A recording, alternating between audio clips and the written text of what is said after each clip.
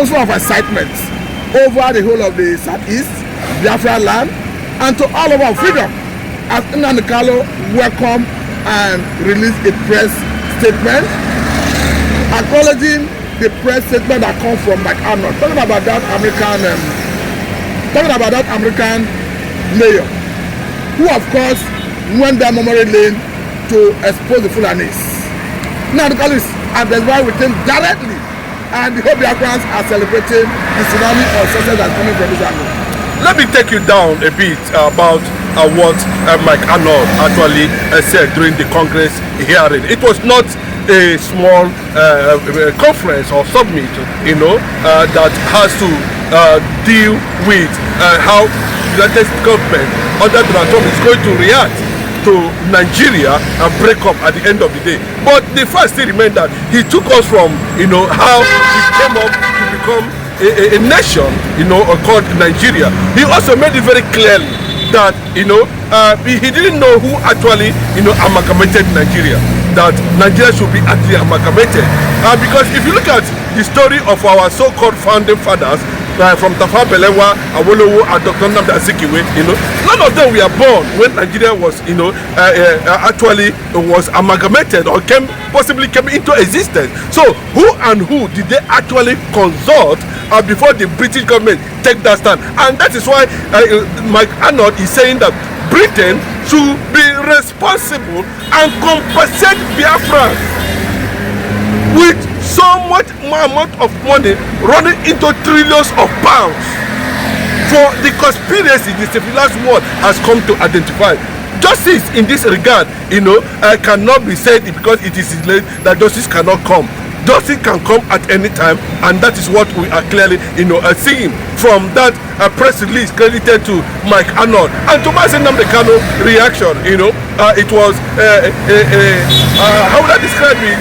A breathtaking moment for not only Nnamdi Kanu, for Biafra all over the world, and of course the position of the United States government on the unfortunate incident how Nnamdi Kanu was, that judgment was passed on Nnamdi. Remember too, the same Mike Arnold made it very clear that possibility that the United States government might act on Bola Ahmed Tinubu's past records in United States of America. But let me just tell you, the court have ordered that the drug fight should be released with immediate effect. Now, how do you react to the statement that came from Mike Arnold, talking about Sultan of Sokoto, this current one, being the 18th descendant of Opa that follow, and indicting him of part of the Fulani agenda? Yes, very clearly, you cannot wish that away from them, because that is why the report is saying that it actually started from there. And he makes so many references to countries that we are not Muslims, like Saudi Arabia. A lot of people don't know that Saudi Arabia was not a Muslim nation. But today, Egypt too was not a Muslim nation, but today, and that is what they want to see happen in the most populous black nation with British government. So, and you can see that the concept of the caliphate, is embedded on conquest and terrorism right from their forefathers. That's what he's telling you now.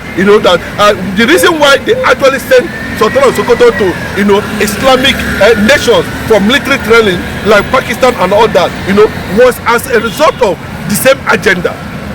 Coming back to become the Sultan of Sokoto so that he can be able to continue from the Yoruba nation. Some people who are very much exposed have said it very clearly that single statement by a northern founder that that the South should be made to serve the North has always seen as a conquest statement, and it has been going from that moment till when Nnamdi Kanu came out now and stood against it, and now that's what the American government are looking at, that because of Nnamdi Kanu, Nigeria is going to face the consequences if it's not taken, including taking decision of Bola Ahmed Tinubu before the election, and there's nothing America cannot do at that point, because over time, I remember that Ted Cruz too has also made a statement, a service yes senator, calling for the inevitable recognition of Biafra as a sovereign nation. I'm talking about U.S. congressmen, renowned influential people in the Congress who are, Republicans, whose ideology understand what it means to be in a unified nation where Fulanis and Chadis have overrun both the government parastatals, the structures of the military, the structures of the police, and then pushing deeply into installing Fulani governors in almost all the states of the federation, courtesy of the Sultan of Sokoto. Look at what happened in Enugu some time ago. They went there to pay homage. Look at what happened in those states. The governor too went there to pay homage. So it tells you that what the secret fight that are about to be unveiled over Nigeria would not survive it at the end of the day, and that is why it is a clear signal from the Congress telling Donald Trump at this point in time that every other thing and history portends that Nigeria will not become a Christian nation in the next 30 years. There will be no Christian in Nigeria anymore.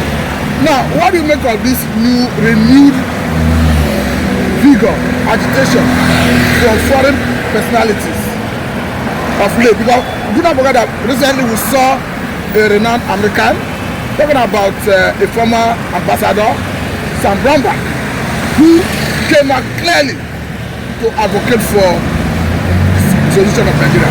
And we are seeing another one coming recently. Why do you think this is not happening now?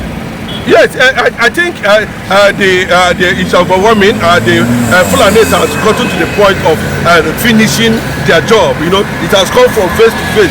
Now, they have felt that they have taken over the structures of the Nigerian government at the end of the day, and there is more need, for them to begin to push for the arms wing of Islam. I can tell you, Fulani military is arms wing of Islam. When you say Muslim, Fulani, they are two separatists. They are not two separatists. The Fulanis are using Islam, to drive the political agenda, while using, Fulani military, to do the reconquest underground by taking over communities. So you can see the two things, they say Muslim ticket. Yes, when you say a Muslim ticket, you have successfully enthroned an arms wing of the Muslim agenda, powered by the Fulani, and that is what is happening currently in Nigeria. Those people are in the bush, are the arms wing of the Islamization agenda in Nigeria, and they probably tag them, Fulani. What let me ask you, those Fulani you are talking about, how many of them speaks Hausa? But you see, the Fulani from Abidisho does not have religion. But I can tell you, that the conquest agenda and the Islamization agenda is what they are driving at. And they have said very clearly that they don't want to see Christians in Nigeria anymore. And the United States of America has predicted few years from now, if nothing is being done, there might not be Christians anymore in Nigeria. And they said if they are done, by the time they are done with the Middle Belt, that the Biafra land will be the next target. And you can see that is the same thing we are talking about. If it is not so, if it's not a political agenda, to Islamize Nigeria, now this present government now wouldn't have sentenced President Nnamdi Kanu to life imprisonment, and that is what the American government is saying, that Donald Trump should do the needful by taking a decisive action and call for the recognition of Biafra. That's all we need. Recognize Biafra and let all this agenda be thrown to the gutters. Now look at speculations that the possibility of invading Aso Rock, I don't know how true that was, but these are signals that they are already coming to West Africa, but thank God for Russian mercenaries who are there in Mali, to deal with them. You can see that response. You can also see, with much reservation over what happened in Washington recently, where the U.S. president came under.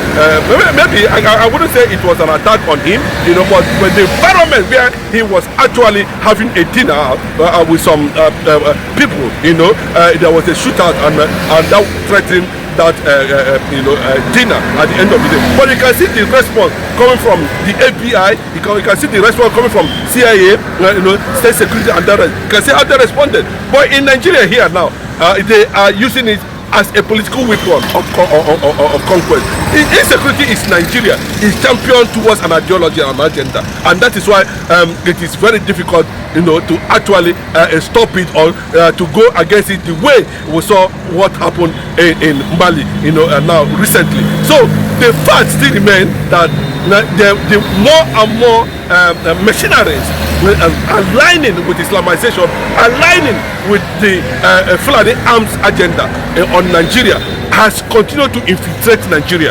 And remember, why it is very volatile and hostile at the end of the day is that within the northern political structure and space, we are seeing these children who are growing up today experiencing conflict, experiencing banditry, experiencing insecurity, and they are definitely going to grow with it, and it will also become dangerous to the society.